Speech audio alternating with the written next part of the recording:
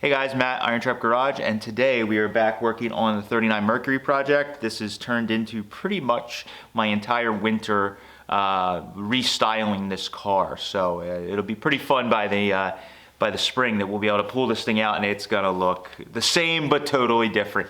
And if you haven't seen all of these videos and you're just catching this one, we have a full series on chopping the roof where I totally restyled the roof, and by restyling I mean I made the whole back half of the roof from scratch, and then we kind of reprofiled everything and added a detail line in the back here you can kind of see, and on and on and on. Worked on the rear fenders, getting them all shaved, and uncovered a ton of damage and poor repairs on this. I still have to do something to this driver's side fender, but I'm going to do that kind of off camera in between other projects going on. So what we're going to work on today is cleaning up the back end of the car further, and that is the trunk handle and the trunk area in general. So when this car was totally stock factory looking, it had the license plate mount with a license plate sticking up off above the handle, and then it had the trunk handle. There's overriders, there's exhaust, there's all kinds of stuff going on in the back of the car that it looks pretty busy, on top of having the taillights sticking out from the side and the gas filler next. So we're going to work on shaving the trunk handle, adding an electric popper or solenoid to it, and getting all of that stuff to work in this video. So I'm going to work on, I just buy cheap solenoid kits. Literally I got two of these off of Amazon. They're essentially starter solenoids when you look at them. That's, I think, what they were using even back in the day when they first started doing this, because it pulls and has a lot of strength. So that's essentially what this looks like. It's just nice. These kits are so affordable. They come with some little bits and bobs and pieces that I would have to make, and they're already on it along with a bracket. So we're gonna get this opened up, take a look at what's gonna take. I'm gonna work on getting the solenoid to work first, because I don't wanna shave all these holes and then I can't get in there if the popper doesn't work correctly. So we're gonna get all that working, and then we'll see what kind of can of worms we open up when we start sanding around all those holes, and hopefully, fingers crossed, I don't find any major damage in there that has been filled and caved and paved, as they say. So let's get started. All right, so open the trunk up on this thing, show you guys. So I got these 3 holes here I'm gonna end up having to fill, that are where the license plate mount goes, and then there's a larger hole here, or holes that I need to fill for the trunk. So get the trunk open. This car is a little, let me see if I can get a light. I don't know how much you can see here. I'll move the light over. So there we go, that's a little better. So the trunk latch is kind of unique on these cars compared to some of the other ones. It has this little like finger, I don't know what you want to call it, but it's not just like a normal pull latch you see on a modern car or something. So that little finger kind of moves up as you turn the handle, like so. So me trying to figure this all out, this basically catches this little piece right here, which is just like you know, it's a little wedge that it catches on. That's what keeps the trunk shut on there. So it's fairly simple. I was just checking it out, and it looks like this piece is spring loaded. Try and turn here. So pushing my finger on that is spring loaded. So if we take the handle out, that will have plenty of spring tension, almost too much. I'm a little worried. We'll see how strong the solenoid is to pull that back. But that has a lot of spring tension, and so we will see how that works. But that's good, because there's already some sort of spring built in there to have it return.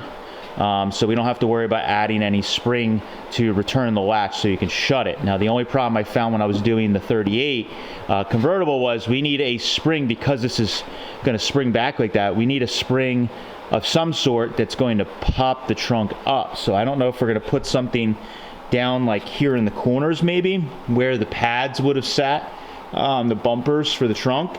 I don't know if I put 2 little springs there that when you shut the trunk, it kind of compresses them, so when the popper pulls, it will push the trunk up off of that latch, because that's the problem I had with the 38, where it was re-latching too quickly and you had to play with that spring tension. So I'm going to work on getting this kind of mounted, get the handle off. So this is the solenoid. I already mounted it to this 90-degree bracket. Very simple. 1 wire in the back. It gets grounded, you know, through the body and the bracket. So, and then they've already got this little piece here for a cable to go through. So very simple, very affordable, and we'll keep keep working. So I'm gonna get this handle off and then see how we can fit that.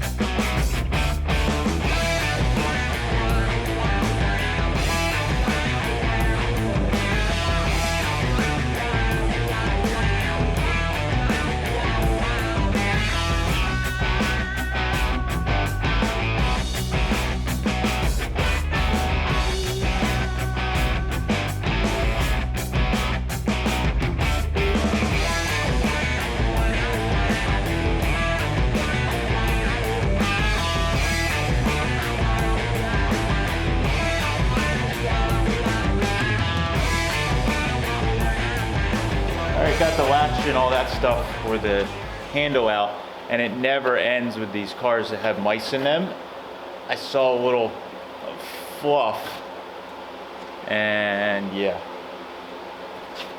Let's hope that the bottom of this trunk lid wasn't rotted out from mice and they just schmutzed over it with filler. But this is packed with pieces, all the cotton from the seat.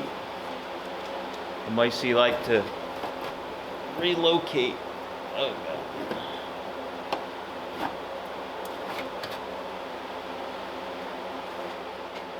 Yep, I have a feeling that's the case because I just found some piles of body filler. This is common when you see people just smush body filler into rust holes. So I can almost guarantee, I see a little chip spot in the paint over here that looks like there's a rust pinhole. So I can almost guarantee, knowing the type of work that we saw in the fenders, this was probably a mouse nest that was in this car, and this whole bottom lip probably was all pinholed or rotten, and they just smeared filler in it, didn't even take the mouse nest out, and then, you know, painted the car. So let's see.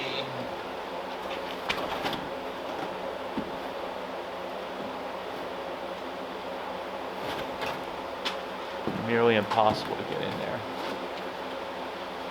Is the next problem. So this could turn into cutting the skin off of the inner structure potentially, because if there's a bunch of very poor damage in here, I'm gonna have to take the skin off to be able to work on it correctly. It's just the only proper way to do this, but let's hope it's something I can repair on the car, but I'm not super confident. Hoping that's not mouse nest down inside there too.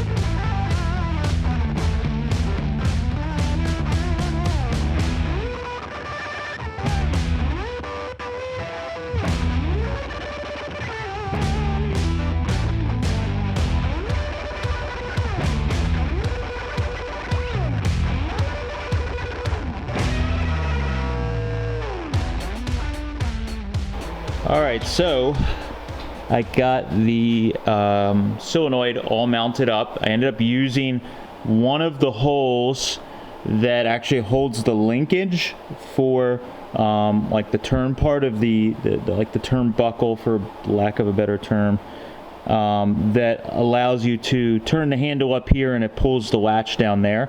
I actually left all that in there because there's still that square hole in there, so for some reason in an emergency, if something happens that I need to get the trunk open and I can't get in there, even though you could get in there with a screwdriver and open this linkage, still wanted to leave it in there, so you could pull this and put a handle through the back side and open it. But I used one of the holes, and then I put some of those threaded inserts in there, and I crimped them in and everything screwed down. I then drilled a little tiny hole, 1/4-28 actually, fine thread hole in here, and there's some of these, I don't exactly know what these bolts are, but I had them in our stash. There's some kind of early Ford original bolt that has a hole in it for safety wire, but it's a real thin, quarter fine bolt. So I threaded that into there, ran our cable through, I crimped it right there, and then it's also looped through the solenoid. So not the best for removing. You'd have to just unthread that there.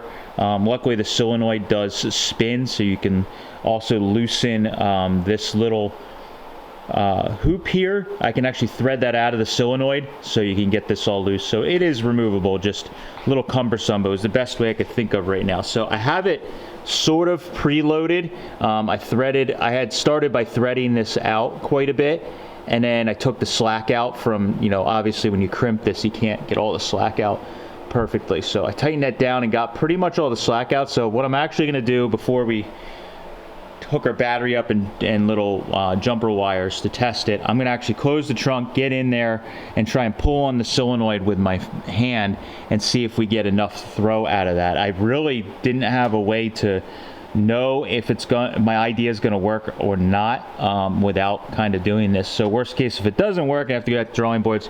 We have a little hole that I drilled and tapped there in the latch that won't really make a difference. So that's my theory. Hopefully it works, and we get enough throw out of the solenoid that it will pull and get that to unlatch. So I'm going to close the trunk, climb in the back, and see if we can get this to work.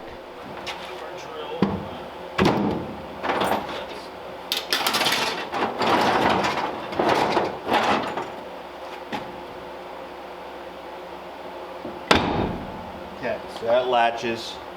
The way that latches, it's like a wedge shape, so it just pushes itself down and latches, which is nice. I also think, fingers crossed, the way it's designed is when you pop it, that wedge shape kind of catches and actually pushes the trunk open also. If that's the case, that would be phenomenal, because I won't have to put extra helper springs on the trunk lid, and it may just pop it up. So we'll see. I don't know. All theories right now.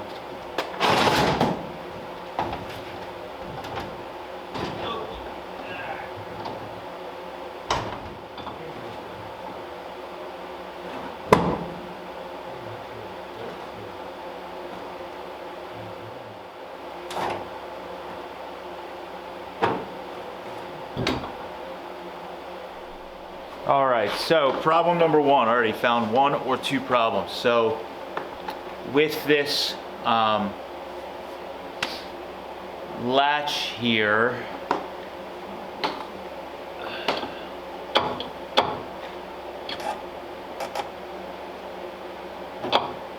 I think we'll get close to enough throw potentially, but I didn't think about this bolt just barely goes through on the back side. It's a real short bolt, but just I don't know, 2 threads or something come through.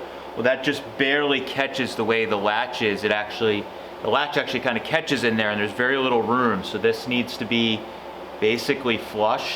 Now, because it's fully seated in this 1/4 inch thick piece of metal, what I think I'm hoping I can do is I'm going to take a lock, because I don't have a lock washer on it. I was kind of thinking I probably should have anyways, but I was thinking with the wire kind of acts like safety wire, so it couldn't turn out. But I think what we're going to do is put that lock washer on there. I'm hoping that takes up the 2 threads that we need to get rid of, and that'll get it nearly flush, because what was happening is as I was trying to latch, it was catching on that just a little ledge there. And before I start grinding, I'm hoping I can just make this basically flush and it'll just slip past. If that's the case, it's looking promising, but it was basically going like this, and it hadn't latched all the way. It was catching before it went all the way back. So we will see, but this definitely is, I think I have just about enough throw.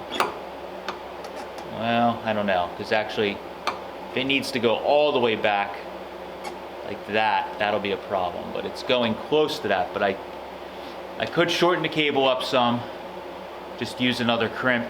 It does come with 2 crimps, so we could go just a little bit shorter.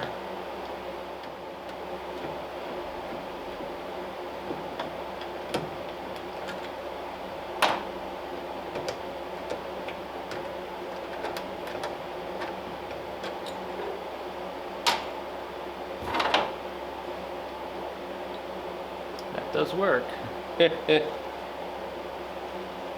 Not the smoothest way to do it, but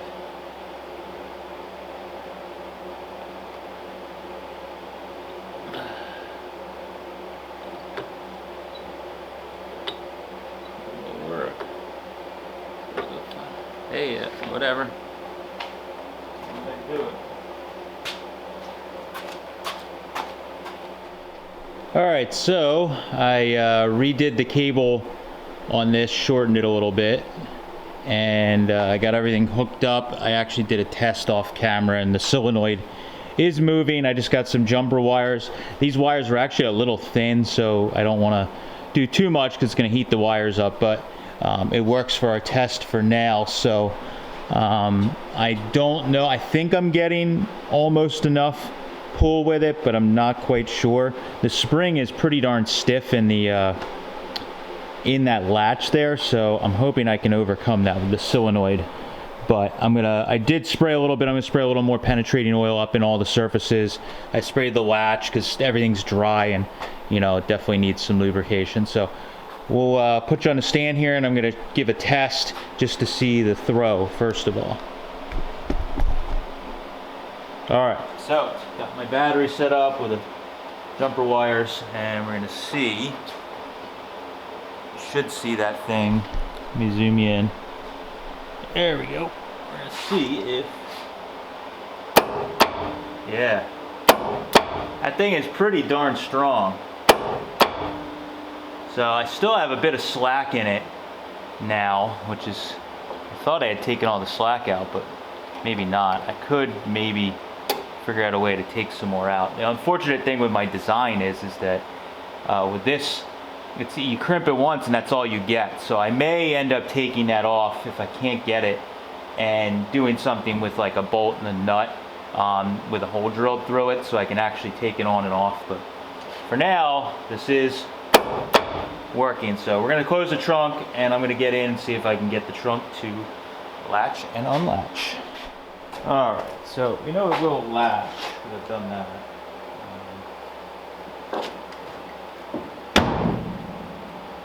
Wow, just a little bit of penetrating oil and it latches a lot nicer.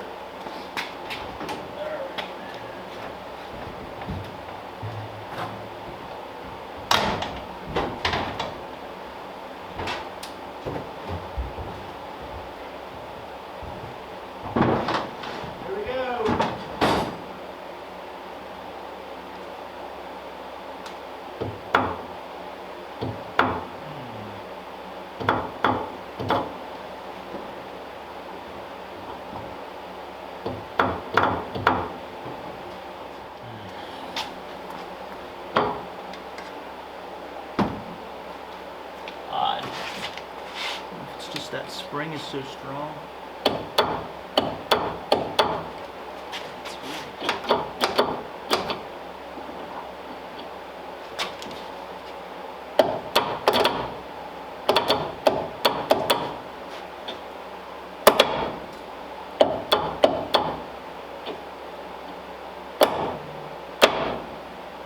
I just think that spring is too strong.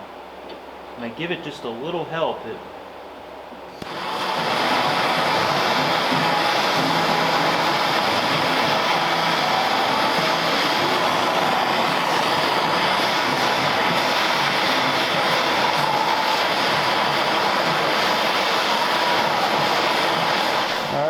let's try it again. I made the spring, heated the spring, and that took some of the tension out of it by just heating it.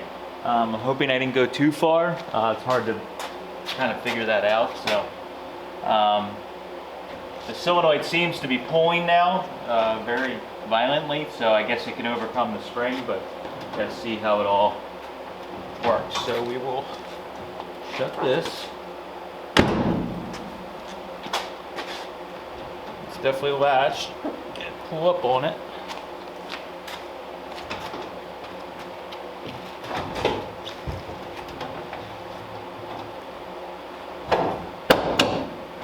Oh baby, dang, that worked. That worked pretty well.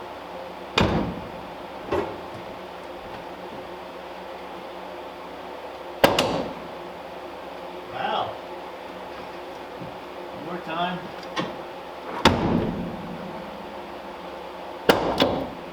Awesome. All right, so just talk you through everything and how we got this to work. Again, we're trying to do some of these videos a little more technical.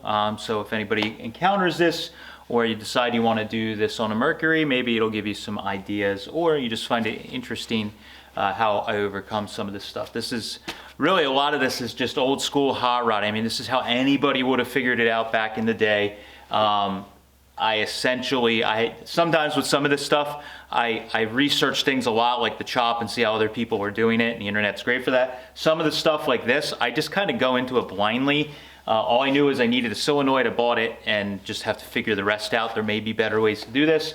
This is just how I'm doing it, and much like probably any guy was doing in the 40s, 50s, 60s. So what I found is, after going back and forth, adjusting the tension and all that different stuff, the solenoids, and I've ran into this before in a 38 convertible, but it was a little different of a latch setup. Basically, if there's too much tension or pressure, spring pressure or tension of the trunk lid with like a spring holding it up on the latch, basically the solenoid can't overcome that, and it won't pull shut. So what I was finding on this is I could shut the trunk lid, and if I crawled in the trunk and kind of pushed on the solenoid a couple of times, got it to bite my finger, because it is pretty violent when it does work. And basically the solenoid couldn't overcome it, but if I gave it a little help, once I got over center with the latch, then it could pop it open and it was fine.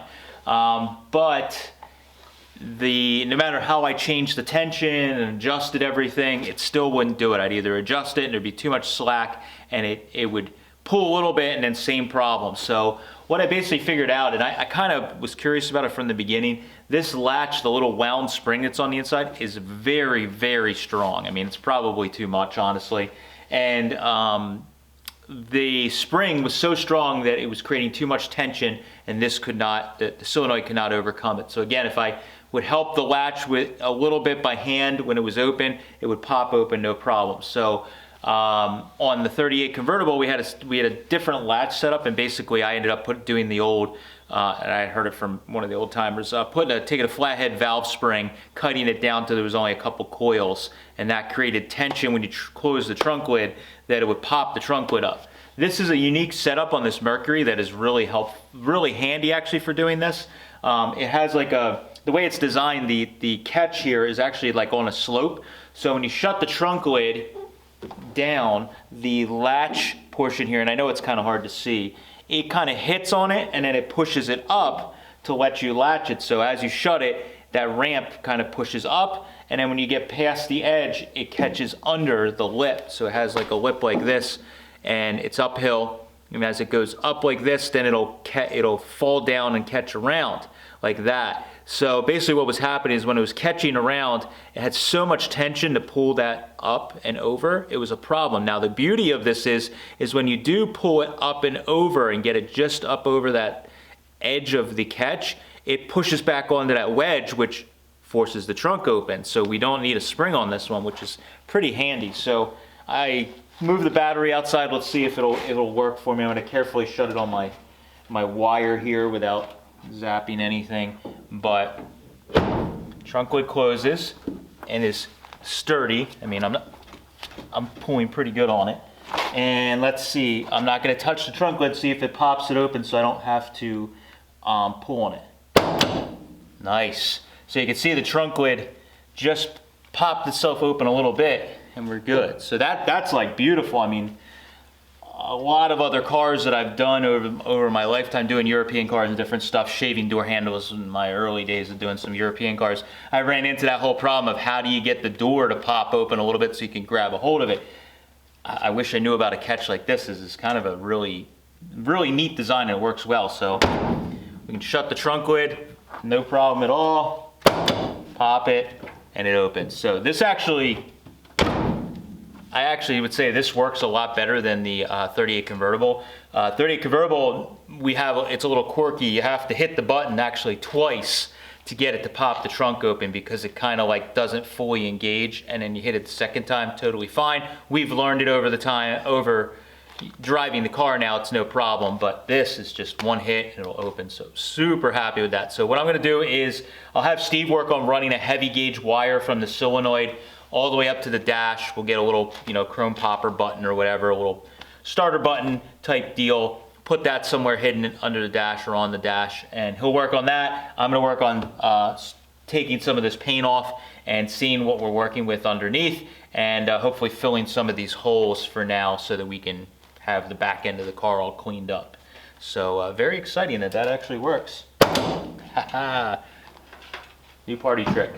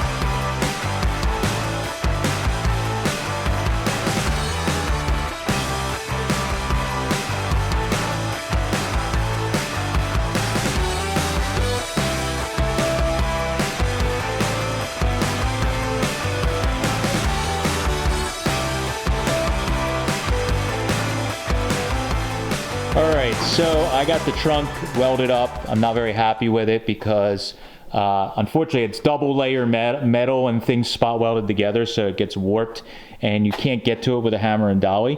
Unfortunately, all that bracing, it kind of needs to be in there because it actually braces this like boxed in area where the trunk popper is. So even though my OCD is going nuts that I can't adjust or fix that, we're going to leave it alone. The trunk lid's going to have some filler in it or lead work or whatever, so it's just, the 38 was the same way, so we're just going to leave it alone.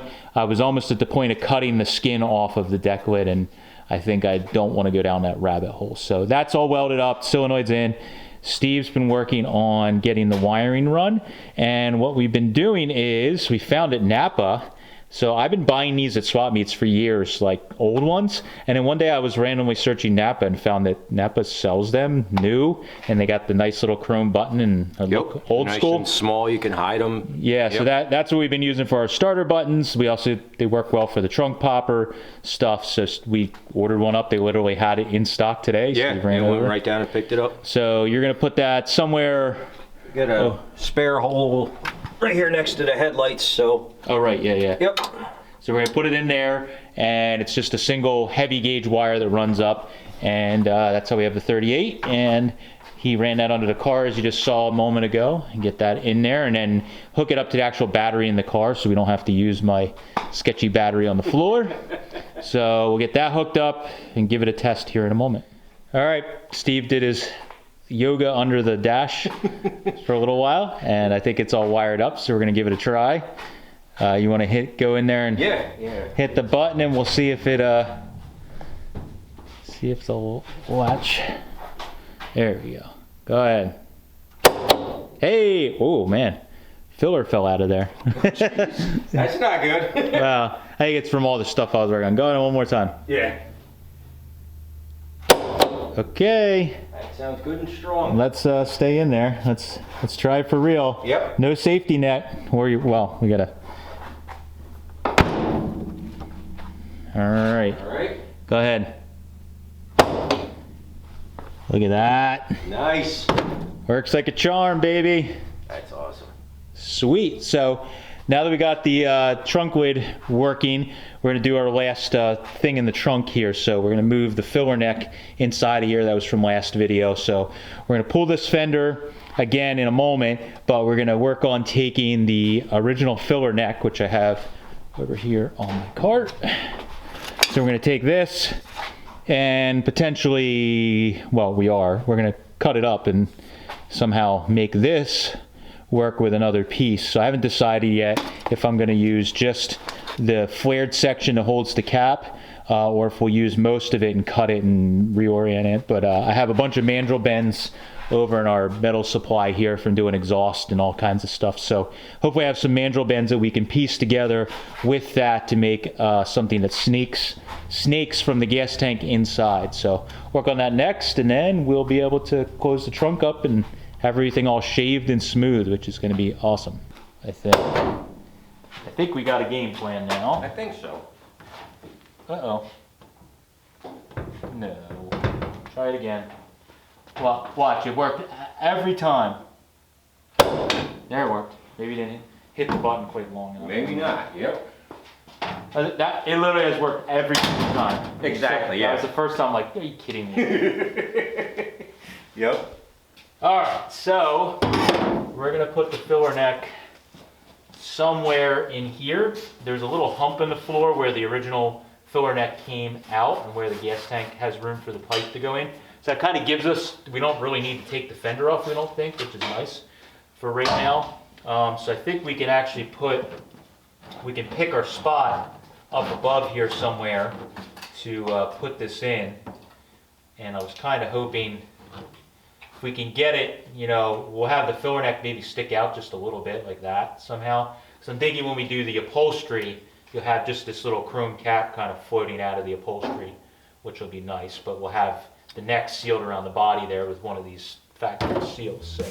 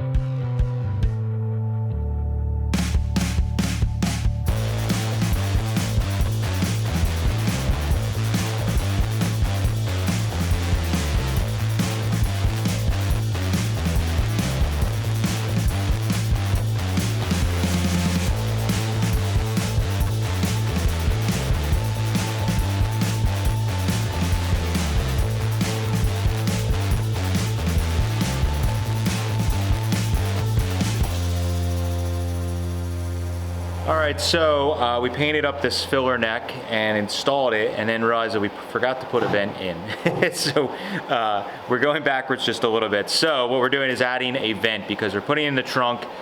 We needed to seal the filler neck, and so I went and ordered just a reproduction sealed, non-vented gas cap to go on the top here.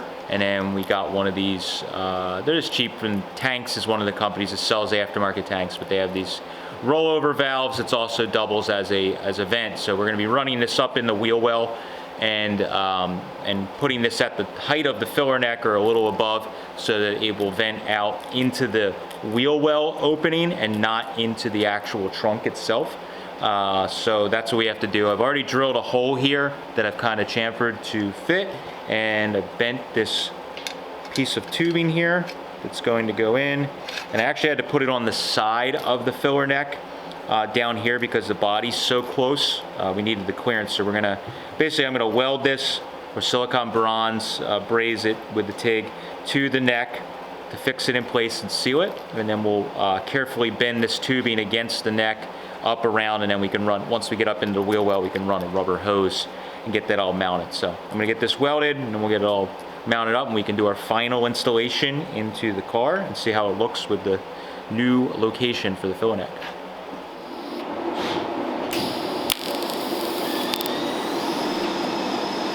Ford dealership probably just put an air system in place. Yeah, that's what I was saying back in the day. Outside, just bed it all on, then every panel or base panel, put it back in here.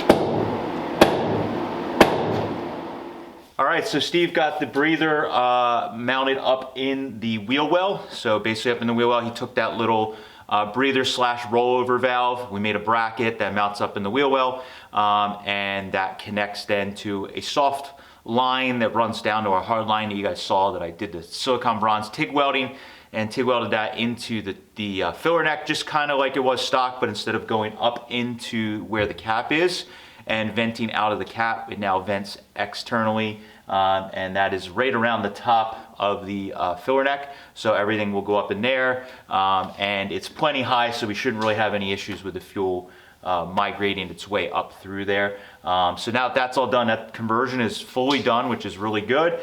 We got the sealed cap, reproduction cap that's sealed in here, so we're not gonna have fumes inside the car, which is very important.